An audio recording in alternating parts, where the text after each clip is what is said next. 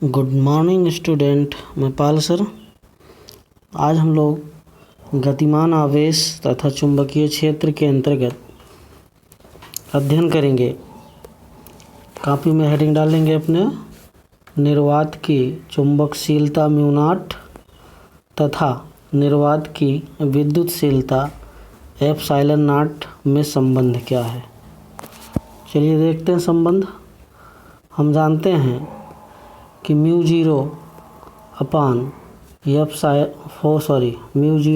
4 pi equal to 10⁻⁻7 newton प्रति ampere square होता है and 1/4 pi epsilon not equal to 9 गुणे 10⁻9 न्यूटन मीटर स्क्वायर प्रति कूलम स्क्वायर होता है।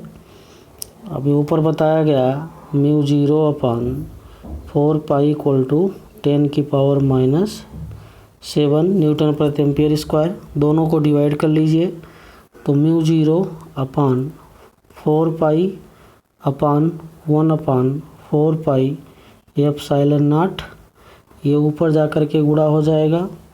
बनेगा क्या, म्यू जीरो अपान 4 पाई गुणे 4 pi epsilon not equal to 10⁻⁻7 upon 9 into 10⁻9। यहाँ पे 4 पाई से 4 पाई कैंसिल हो जाएगा।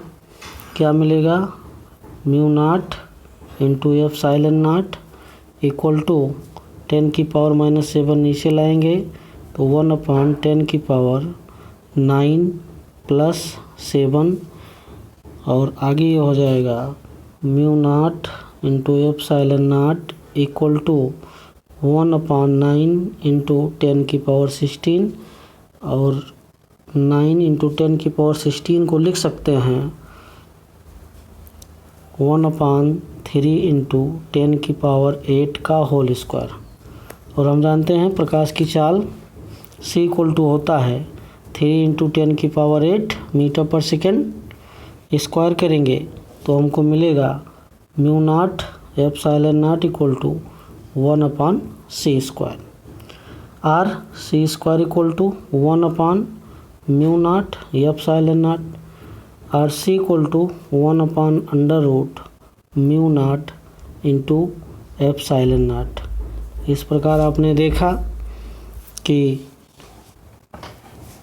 म्यू नॉट और एप्सिलॉन नॉट में क्या रिलेशन है। सी इक्वल टू हमको मिला 1/√म्यू नॉट इंटू एप्सिलॉन नॉट, जहाँ सी प्रकाश की चाल है और इसका मात्रक मीटर पर सेकंड होता है। डायमेंशन क्या हो जाएगा, बीमा LT-1। और ये आपका रिलेशन है निर्वात की चुंबकशीलता और निर्वात की विद्युतशीलता में संबंध का। नेक्स्ट टॉपिक है धारावाही वृत्ताकार कुंडली के केंद्र पर। कैसी कुंडली है, वृत्ताकार कुंडली के केंद्र पर चुंबकीय क्षेत्र का मान कितना होगा। Magnetic field at the centre of A current carrying circular coil. कैसा कॉइल है भाई, कुंडली वृत्ताकार है। इसके लिए हम करते क्या हैं, फिगर देख लीजिए। इसमें एक वृत्ताकार कुंडली लेते हैं जिसमें I एम्पियर की धारा बह रही है और इस वृत्ताकार कुंडली की त्रिज्या a हमने मान लिया।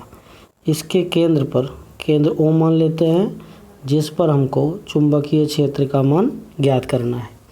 इसके लिए हम मान लेते हैं कि यह वृत्ताकार कुंडली छोटे छोटे अवयवों से मिलकर के बना है, जिसमें से एक अवयव हम ले लेते हैं PQ जिसकी लंबाई dl है।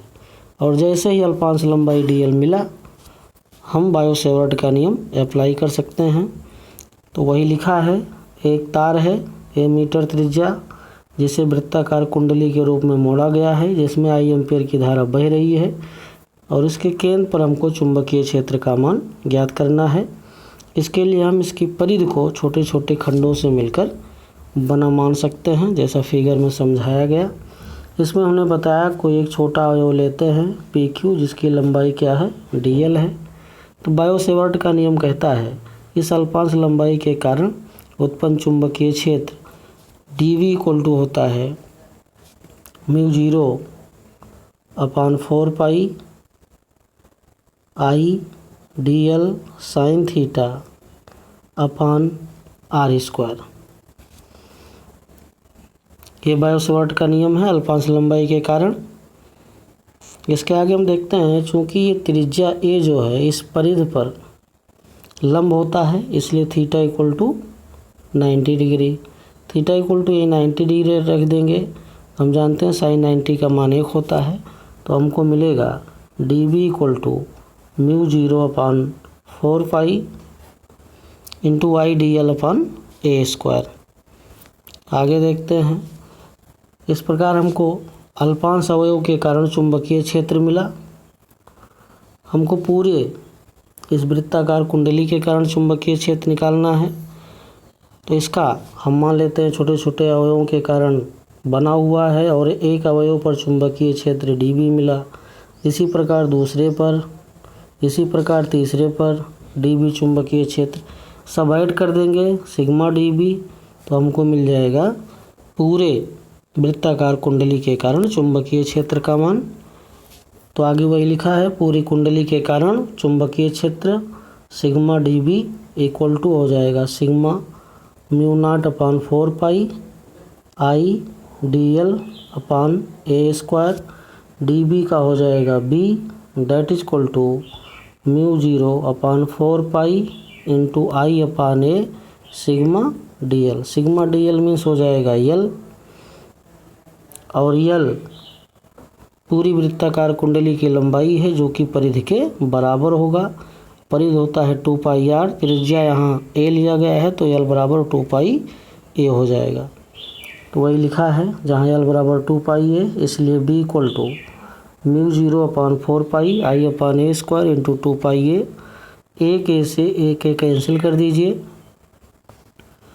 पाई से पाई कैंसिल कर दीजिए, 2 से 4 को डिवाइड कर दीजिए। क्या मिलेगा? B equal to mu 0/2 into I upon ए।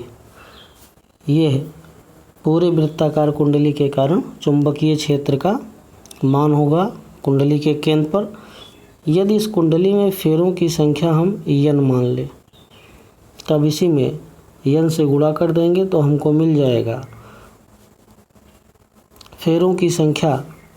यदि n हो तो हमने बताया n से गुणा कर देंगे तो हमको मिल जाएगा वृत्ताकार कुंडली के केंद्र पर चुंबकीय क्षेत्र का मान, फार्मूला फेरों की संख्या के रूप में।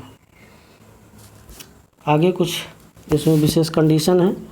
यदि वृत्ताकार खंड केंद्र पर फाई कोण बनाए तब sigma D L equal to phi A या ए फाई कह सकते हैं। तो हम यहीं पे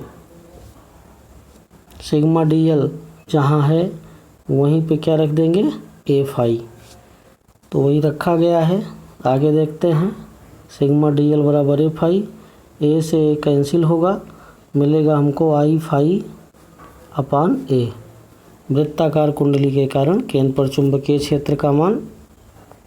यदि वृत्ताकार खंड केंद्र पर फाई कोण बनावे तब।